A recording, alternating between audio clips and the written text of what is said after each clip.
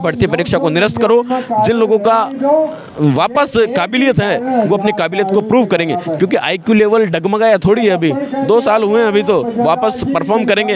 हो सकता है सब इंस्पेक्टर से अच्छा आरएस की नौकरी में वो लग जाएं, लेकिन फर्जी थानेदारों का सफाया होना बहुत बेहद जरूरी है। सरकार तो 70 साल से नींद में ही राजस्थान में है। 1 लाख लोगों की रैली हम कर रहे हैं 25 तारीख को। अभी आर पार की लड़ाई है साहब, इसमें अंतिम जीत हमारी होगी, चाहे कुछ भी करना पड़े हमें। काफ़ी दिनों से आपका धरना चल रहा है, तो ये धरना कब तक रहेगा? और अभी आने वाले 25 तारीख को सुनने में आ रहा है कि आपने बड़ा कोई ऐलान किया है उसमें कुछ? देखिए सर, वैसे तो 20-22 दिन हो गए हमारी प्रेस कॉन्फ्रेंस से ही हमारा आंदोलन शुरू था। वैसे अनवरत रूप से धरना पिछले 17 दिनों से चालू है, धरने का 17वां दिन है।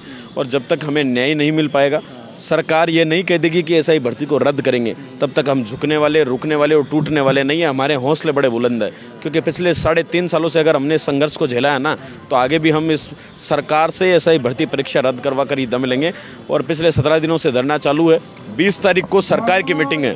अगर सरकार या तो फैसला ले ले, वरना 25 तारीख को राजस्थान की सड़कों पर हनुमान बेनीवाल के नेतृत्व में एक बड़ा आंदोलन किया जाएगा। 26 तारीख को भी हाईकोर्ट से कोर्ट से अपना वो आने वाला जजमेंट, तो आप उनका वेट करने के बिना डायरेक्ट अब पहले 25 तारीख को किया ना हमने। माननीय न्यायालय ने तो कहीं फटकार लगाई सरकार को। सरकार तो एक बात कहती है कि हमारे पास समय नहीं है, हमें 2 महीने का समय दीजिए। समय तब मांग रही है जब सारी जांचें हो चुकी, सिर्फ मुखिया जी को एक्शन लेना है। तो भाई किस बात का समय चाहिए आपको? फिर पुनः 2 महीने का समय दिया। 2 महीने का समय 2 मई को पूरा हुआ था, लेकिन जज अनुपस्थित था, तो 5 मई को सुनवाई हुई। फिर सरकार ने कहा कि साहब हमें और समय चाहिए। सरकार ने, हाईकोर्ट ने फिर 10 दिन का समय दिया। फिर इन्होंने 13 तारीख को सिंदूर ऑपरेशन का बहाना लगाते हुए कह दिया कि हमारी सब कैबिनेट कमेटी की मीटिंग नहीं हो पाई। मतलब कहीं ना कहीं युवा बेरोजगारों को भ्रमित करने का काम, एक भ्रामक तथ्य फैलाने का काम, आधारहीन बातें करने का काम राजस्थान की सरकार कर रही है। तो ये सारी चीज़ें जनता के सामने, युवाओं के सामने, तो हमें सरकारों पर भरोसा नहीं रहा। तो हम तो खूब इंतजार कर लिया। 1.5 सालों में जिस सरकार अपने भर्ती परीक्षा पर, एक भर्ती पर फैसला नहीं कर पाई, साहब क्या न्याय करेगी वो? क्या गारंटी है कि वो 26 तारीख को एक बड़ा फैसला ले लेगी? बिल्कुल कतई उम्मीद नहीं की जा सकती। 20 तारीख को या तो फैसला ले ले, फैसला लेना है तो 20 तारीख को लेना। न्यायपालिका में तो हम गए, न्यायपालिका का अलग मुद्दा है, लेकिन फैसला तो सरकार को करना है। न्यायपालिका तो बराबर फटकार लगा रहा है कि सरकार स्टैंड तय करे। अगर सरकार फैसला नहीं लेगी तो हम बड़ा आंदोलन करेंगे। राजधानी की सड़कों पर 25 तारीख को बहुत बड़ा आंदोलन होगा। सरकार झुकेगी, झुकाने वाले युवा बेरोजगार राजस्थान में हैं। आप पहले भी कई बार अपने आंदोलन में पानी की टंकी पे भी चढ़े थे और लगातार आप इसमें कर रहे हो। ऐसा ही भर्ती के लिए जितने भी आंदोलन हैं उनके कहीं ना कहीं आप एक नेता बन के आ रहे हो। तो मार्केट में ये भी चल रहा है कि आप पॉलिटिक्स में आना चाह रहे हो, ऐसा है क्या अपना रास्ता देख रहे हो? जब मैं शुरू से छात्र नेता के तौर पर रहा हूँ। 2021 से मैं राजस्थान यूनिवर्सिटी में हूँ, मेरा लॉ कॉलेज में एडमिशन है और वहाँ भी चुनाव लड़ना था, लेकिन सरकारें की तानाशाही है कि यूनिवर्सिटी में इलेक्शन नहीं हो पाए। और मैं स्टूडेंट था, लेकिन स्टूडेंट होते होते कि स्टूडेंट लीडर बन गया। तो कहीं ना कहीं उस तरह की एक लीडरशिप क्वालिटी थी, लोगों ने उसे परखा, निखारा और कहीं ना कहीं तवज्जो देने का काम किया। बड़े बड़े मीडिया चैनलों ने सपोर्ट करने का काम किया। और अगर मैं तो चाहता हूँ मैं या मेरे जैसे कोई और साथी पॉलिटिक्स में आते हैं, नेतागिरी करते हैं और इन युवा बेरोजगारों के लिए इनका दर्द दंश समझते हैं और अन्याय के खिलाफ आवाज़ उठाते हैं, तो उन्हें आना चाहिए। अभी हमारे नेतागिरी का समय तो बहुत अलग बात है, काफ़ी हम आगे भविष्य में क्या तय करेंगे मुझे नहीं पता, लेकिन निश्चित रूप से ये दावा ठोक के करता हूँ कि आने वाले समय में अंतिम सांस तक मैं अन्याय के खिलाफ आवाज़ उठाऊंगा। मैं किसी पार्टी पद के खातिर काम नहीं कर रहा। अभी हम नीचे नहीं बैठे। मैं पहले डॉक्टर किरोड़ी लाल के साथ था तो बीजेपी का झंडा लेके नहीं बैठे थे। हम उस व्यक्ति के साथ जो युवा बेरोजगारों की आवाज़ को बुलंद करने का काम करेगा, जो युवा बेरोजगारों के साथ न्याय करने का काम करेगा। कहीं ना कहीं मतलब कहीं राजनीतिक में आने का एक रास्ता ढूंढ रहे हो, या रास्ता ऐसा है या आने वाली अभी कोई इलेक्शनों में कभी भी आपको कोई पार्टी अगर टिकट देती है तो क्या आप लड़ेंगे? संघर्ष करने वालों के लिए रास्ते की कमी नहीं होती साहब। और पद और सब कुछ मिलने के बावजूद भी अगर व्यक्ति संघर्ष करना नहीं जानता तो उसके पद की कोई अहमियत नहीं है। तो पार्टी का टिकट आज दे तो मैं तो लड़ दूंगा, लड़वाओ ही तो सही कोई, लेकिन ऐसे कोई टिकट थोड़ी मिलता है। लेकिन हम पूरी ताकत के साथ लड़ेंगे। सरकार की तानाशाही के खिलाफ लड़ना छोटी बात नहीं है। इतना बड़ा बहुत साहस चाहिए कि 3.5 साल से लड़ रहे हैं। आज 4-4, 5-5 मुकदमे हमारे ऊपर लग रहे हैं। तो कहीं ना कहीं हम सरकार से एक बड़े स्तर पर लड़ाई लड़ रहे हैं और आने वाले टाइम में सरकार ने हमें इस तरह मजबूर कर दिया कि आप एक सिस्टम में रहकर खुद को नौकरी के लिए प्रिपेयर नहीं कर सकते। अब तो इस सरकार से लड़ना पड़ेगा साहब। अब तो इन भ्रष्टाचारियों से लड़ना पड़ेगा।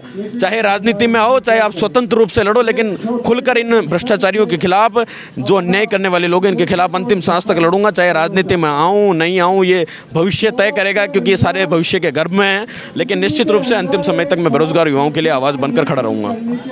अगर ये एसआई भर्ती में आप कहते हो कि पूरी भर्ती अगर रद्द कर दी जाती है, तो हो सकता है उसमें कुछ लोग ऐसे भी होंगे जो कि पेपर लीक के मामले में थे, लेकिन कुछ लोग ऐसे भी होंगे जो अपनी मेहनत से आए, तो उनके लिए कहीं ना कहीं अन्याय नहीं होगा?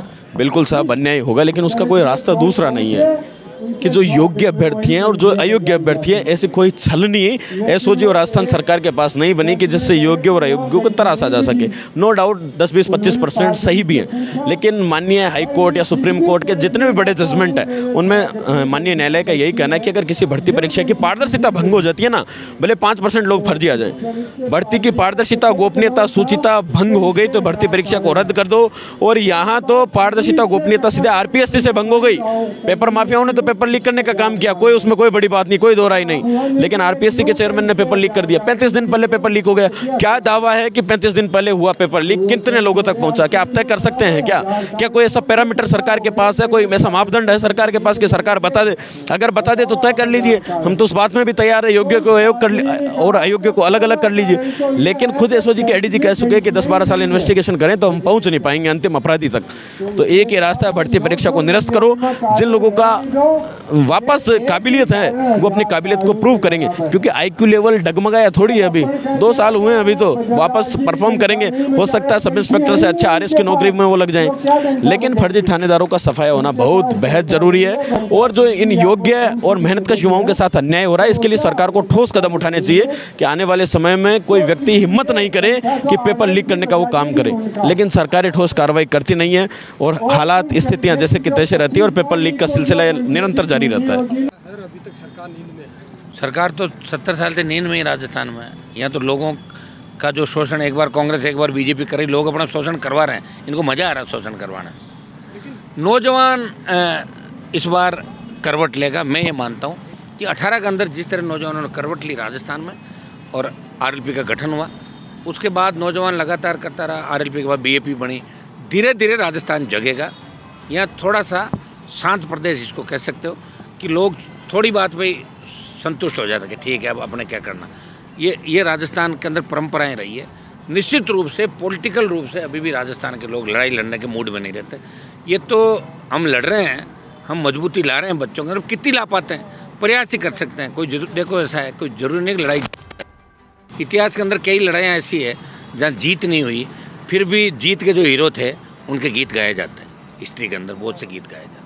ऐसा ही भर्ती के कई सारे प्रूफ आपके पास है, फिर भी हनुमान बेनीवाल को बैठना पड़ता है, मेरी समय गुजर जाता तो इसलिए बैठना पड़ा ना। राजस्थान में बैठने वाले लोग नहीं हैं। लोग कांग्रेस छोड़ के भाजपा में चले जाते हैं, भाजपा छोड़ के कांग्रेस में, आरएलपी छोड़ के बीजेपी में, आरएलपी छोड़ के, तो लोग तो आना जाना बना रहता है। तो अब इनके लिए लड़ेगा कौन, बताओ मुझे। अगर भगत सिंह ये सोच लेते हैं कि मेरे बलिदान से प्रधानमंत्री मेरे परिवार से तो कोई बनेगा नहीं, तो मैं क्यों दूँ बलिदान, तो देश आज़ाद कैसे होता। कितने क्रांतिकारियों ने बलिदान दिया। तो हनुमान बेनीवाल लड़ रहा है इस राजस्थान के लिए। कोई उंगली उठाते हैं लोग कि वो राजस्थान जो कुछ नहीं करता, एक बार कांग्रेस एक बार बीजेपी करता, इतना ही राजस्थान। वहाँ हनुमान बेनीवाल भी है जो राजस्थान को जगाने का प्रयास कर रहा है, नौजवानों को नई ताकत के साथ खड़ा करा, नौजवानों के हितों पर कुठाराघात नहीं हो, वो लड़ाई लड़ रहा है। 25 साल से लड़ रहा है और सबको साथ रह के लड़ाई लड़ रहा है। बेनीवाल जी, मैं जयपुर ग्रामीण से आता हूँ और अब किसान वर्ग भी हनुमान बेनीवाल में नज़र देखने लगा है और कहते हैं कि हनुमान बेनीवाल अगर बैठ गया तो अब ईंट की ईंट बचा देगा सरकार। देखिए, गुर्जर आरक्षण आंदोलन हुआ, उस समय बीजेपी में था भी तो गुर्जरों के साथ था। हरियाणा का जाट आरक्षण आंदोलन, ऐसा कोई समाज नहीं जिसने मुझे बुलाया, यार कोई समाज तकलीफ में आया तो मैंने उसकी मदद नहीं की। लोग तो सोशल मीडिया पर चाहे जो बकवास करते थे, लोगों को अता पता तो कुछ है नहीं। और कई तरह के लोग ऐसे होते हैं जो हमारे धरनों से लोगों को तकलीफ भी है कि हम नहीं लड़ रहे हैं, वो क्यों लड़ रहा है, वो लड़ रहा है तो लोग हमें कह रहे हैं कि आप सो रहे हो और वो लड़ रहा है। तो इसलिए कई लोग नाराज़ भी हो जाते हैं। इससे कोई फ़र्क नहीं पड़ता। मैंने हमेशा यही कोशिश की राजस्थान के अंदर, और मैं तो लोकसभा के अंदर बोला साहब जाट, गुजर, मीणा, यादव, मेघवाल, मुस्लिम हाईकोर्ट के जज बनाओ। यहाँ नहीं है। उसके बाद बनने लग गए, मीणा भी बन गए, मुस्लिम भी बन गए, जाट भी बन गए, दूसरी जातियों के बन गए।